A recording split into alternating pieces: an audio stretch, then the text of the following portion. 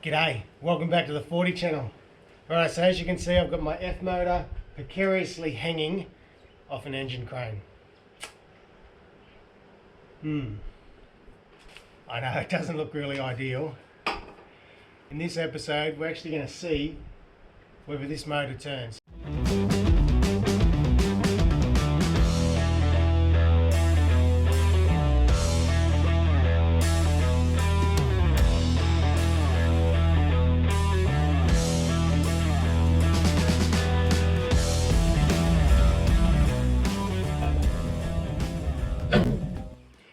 Righto, so there's a few things that have got me thinking. One, when we dropped all the oil out of this, the oil was clean as clean, amazingly. It wasn't milky, it wasn't dirty, it wasn't even really burnt. But as you saw, we got some big Stilsons on the front and we couldn't turn this thing over. I pulled out the spark plugs and we sprayed an entire can of R10. Now, I thought that would be perfect for freeing up all the cylinders and see if we can get it turning. Still had no luck. So I just quickly came to the conclusion that it was seized, put it in this pallet and left it here and didn't think about it again. Until now. So I thought maybe the motor's not seized, maybe there's nothing wrong with it at all. Maybe it's the gearbox or the transfer or the starter motor. So we ripped off the starter motor. Just to make sure that the starter motor cogs weren't seized onto the flywheel. No dramas there whatsoever. Then playing around, I realised that my selector gear for the transfer case is well and truly locked up and seized, especially all down here. Tried to free it up, I couldn't free it up. So this is why I've come to this conclusion. If I can get this gearbox and transfer case off, and then we'll be able to see whether we can turn this motor over and see if we can save it. I'm pretty excited to see if we can achieve anything. Now, oddly enough, to take it off, it's not as straightforward as just undoing 4 bolts and pulling it off. For some reason, Toyota decided it would be a good idea to have one bolt at the top here, and the bottom bolt you have to access from inside the bell housing. The only way you can access it is with a ring spanner. So let's see if we can crack all these bolts and then we can try and pull that gearbox and transfer case off the bell housing and see how we go. Now, another exciting thing we're going to do today is, after I have a quick look at this, I've got about 2 hours. Jack finishes work. Jack's actually been working on his own project, FJ45, which you guys may have seen, and he's working on it out on his pop's farm. So after I pick him up from work, we're going to head out, check out his FJ45, see what progress he's come up to, and there's a few little special features about Jack's which make it quite unique.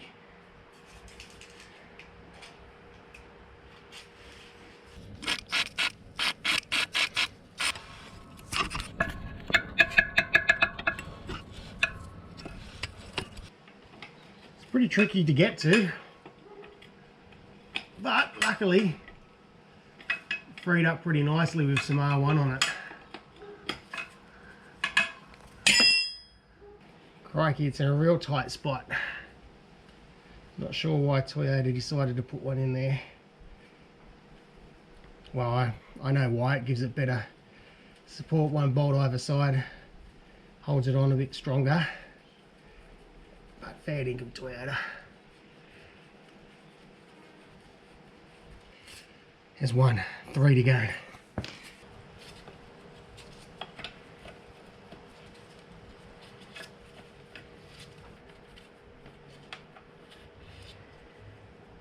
Two. They're the 2 hardest. Now while I'm here, I may as well take this little cover off as well, just in front of the flywheel. We already removed the bottom flywheel cover. It had a few dents and stuff in it and been patch welded up. Not the best, but we can always make better.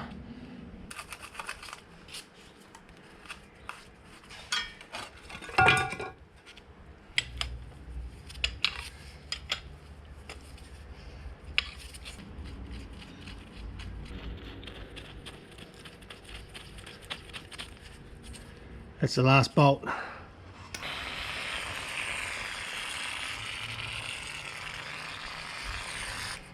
Right, all the bolts are out. We're going to do a really good soak with R1 just so that it can penetrate in there and try to sort of loosen everything off.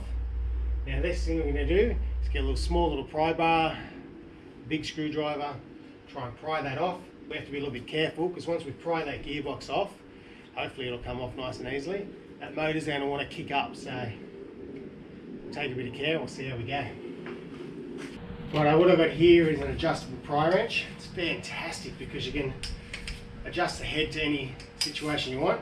You can actually extend the bar. I use this all the time for my actual job.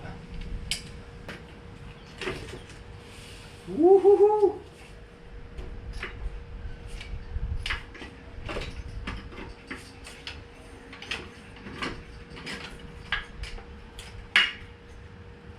Right, I think we're free. With me.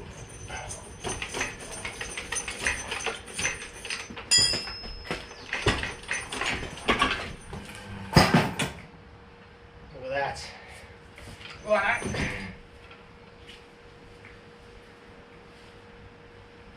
Right. The gearbox turns freely, which is not really a great sign because maybe my motor is seized up. Anyway,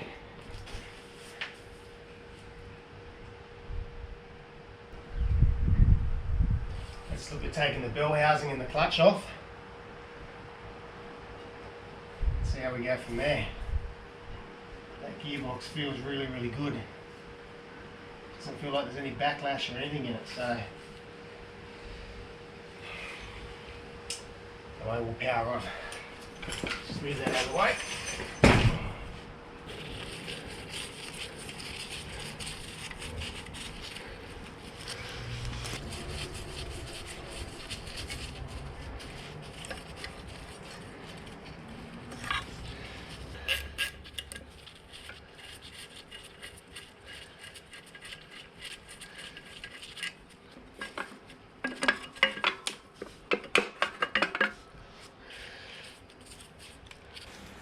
You know that feeling you get when you get your hopes up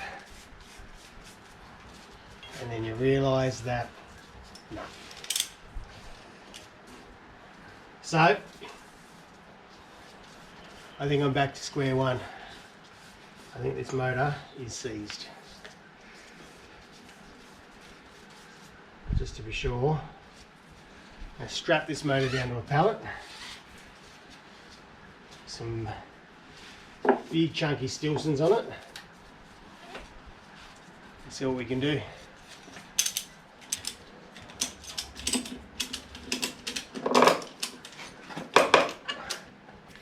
Pull this water pump off. Gives a little bit more access to our front drive.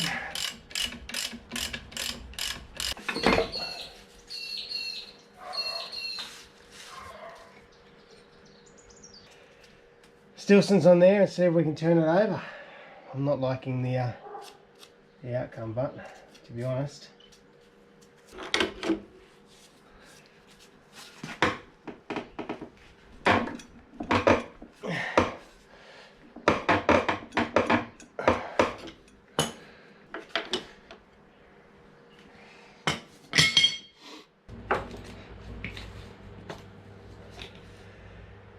Well, to be honest, I'm feeling a little bit defeated with this motor. So,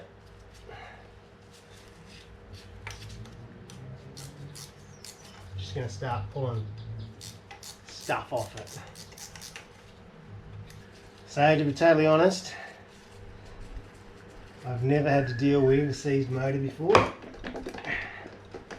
It's not really anything I've ever done before, so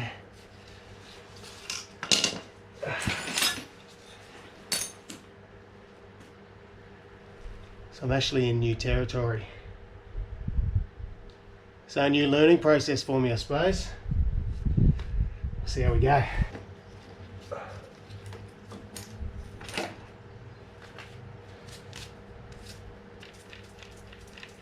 Well, that spins.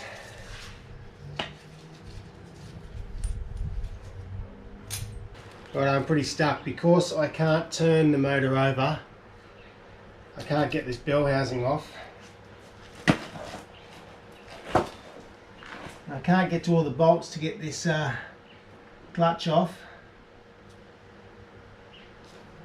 So, because I can't get this motor to turn over, I can't get to all my bolts to get this clutch plate off, which means I can't get to the internal bolts for my bell housing. So I'm a little bit stuck at the moment. And as you saw, can't turn it over with Stilsons.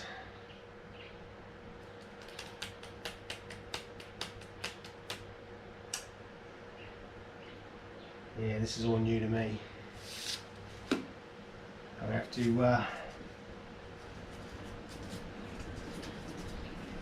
to call on the experts, I think. Take all those spark plugs out again. Righto, old girl. I think you've defeated me. Anyway, time's up. We're going to pick up Jack from work. We'll go check out his FJ45. And hopefully we'll have a better day out there, or a better night anyway. Got a few hours out there and see if we can give him a hand. Let's go pick him up.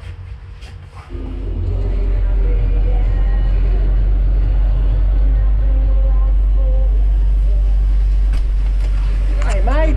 Oh. Righto, so we've snuck out here to Pop's farm. And we're going to let you know what Jack's been up to. He's been up to some sneaky stuff. He's got his own little project going on. Check this out.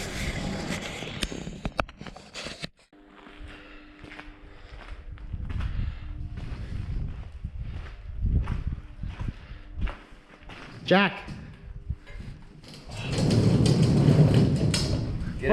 What's going on here? Oh, got a little side project. A side project? Yep. You've been moonlighting behind my back. Yep. So this is your vehicle, isn't it, Jack? It is. What is it?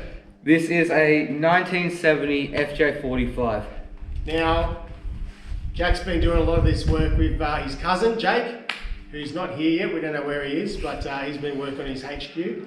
So Jack and Jake have been coming out to Pop's farm and stripping their cars down and getting them ready for a bit of a rebuild, while he's left me back at my place doing his. Now, we just noticed something pretty interesting about your ute. It is.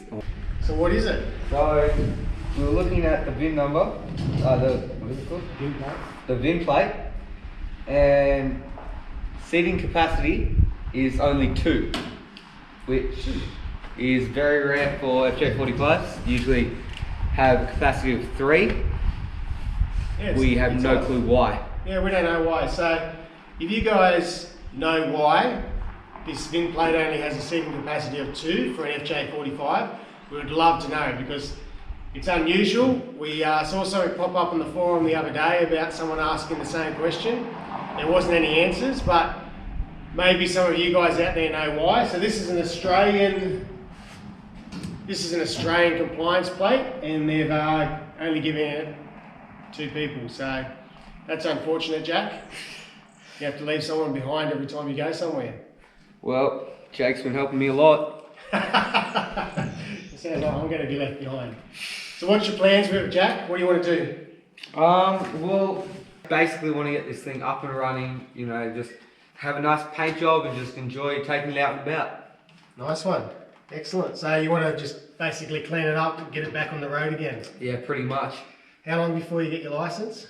Oh, a year. A year. So you got more than enough time up your sleeves. That's good. And it's pretty standard, isn't it, mate? Yeah. Someone's given it a bit of a Gearbox overhaul with a paintbrush by the look of it.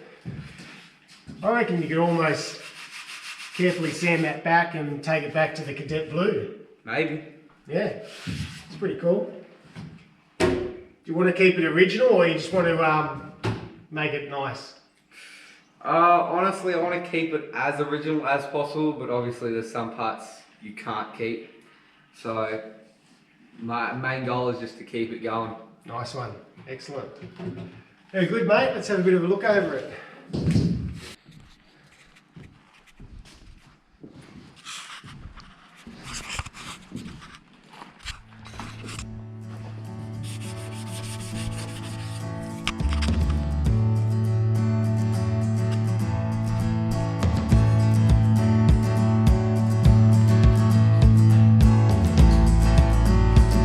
does it run? It does. I think the bit of work. Nice and slow.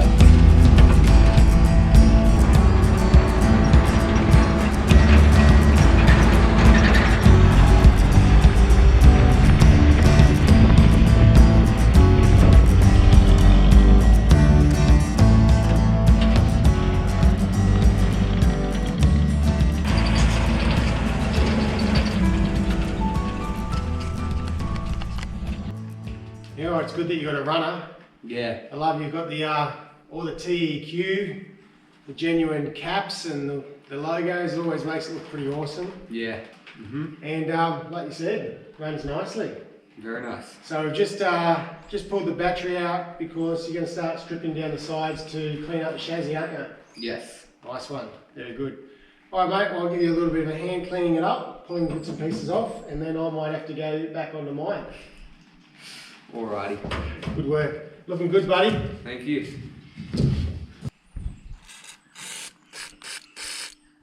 All right, so here's Jack's cousin, Jake. These are the boys that have been doing their vehicles in the background. Jake, what do you got there, mate? 74 HQ 1 tonne. Yeah, sweet. Working side by side. Another old Aussie, so 2 Aussie icons, really. What brand is yours for all those Americans out there? Holden. Holden. General Motors. Now you've got all the bits for it, don't you? Yep. It's all up there. What are your plans, Jakey? I don't know, just strip it back to a chassis and then sandblast some stuff and then build it from there.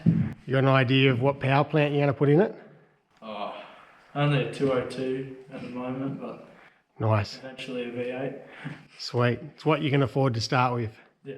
Bit like Jack. Exactly. Nice one. Well, it's good to see that both you boys are out here and you're working on your cars. It's fantastic to see. Love it.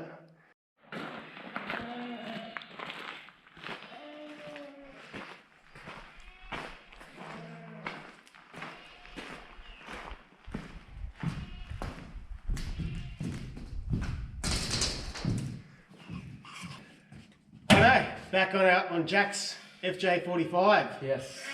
So we've been trying it.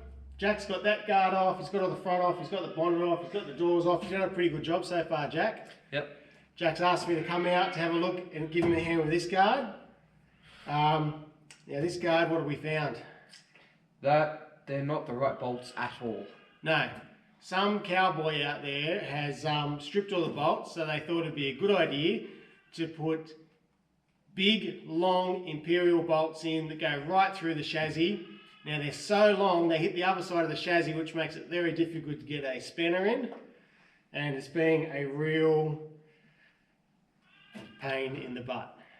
Yes. So we've struggled with this for nearly an hour, just trying to get 4 bolts off. We've got 1 bolt out, and I think we might have to get a die grinder or something like that to cut them out, because we can't even get a grinder in there to cut them out. So it's been quite difficult. So, but yes. Now we spoke about last time we were out here, Jack, we found out that this car had a compliance plate with a 2-seater. And what have we found out about that since? Well, what we found is that this vehicle is most likely a naval vehicle. So it was used in the Navy. So we found out that more than likely from 1970, from March and April, they made a limited edition of 2-seater vehicles in cadet blue. We don't know how many's out there so far. I think we've found 6 between different owners and people saying stuff on the forum. I think we've found 6 Australia-wide that have it. But if you guys have a cadet blue FJ45 1970 March or April with a compliance plate of 2, let us know. So you might have already let us know on the forum, but let us know again. Anyway, we've been here for a while. We're just going to try and get some stuff done. We're giving up on this. We're not giving up. We're just going to divert our attention to something else for a second until we get some other tools to come out and fix this up, aren't we, mate? Yes. All right, let's have a look at the seats.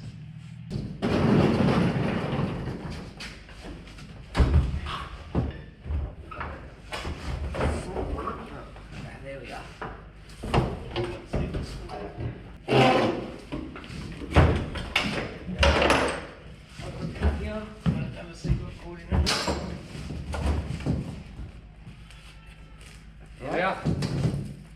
Good job. Awesome. Take this around here.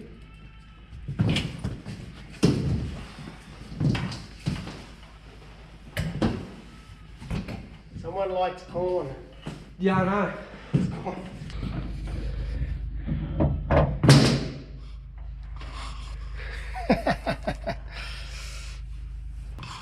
Look at that. That's the original Cadet Blue. Nice. What are you thinking, mate? You may be thinking of grey or... I don't know yet. I'm still thinking. It's either grey or that Cadet Blue. Nice. So, Oh. decision. Yeah, it is. Well, we've got plenty of time to worry about what colour you're going to do it, so Yep. very good. All right, mate, let's pack up. Let's get home and let's get some food and dinner and see the rest of the family. All right, let's go.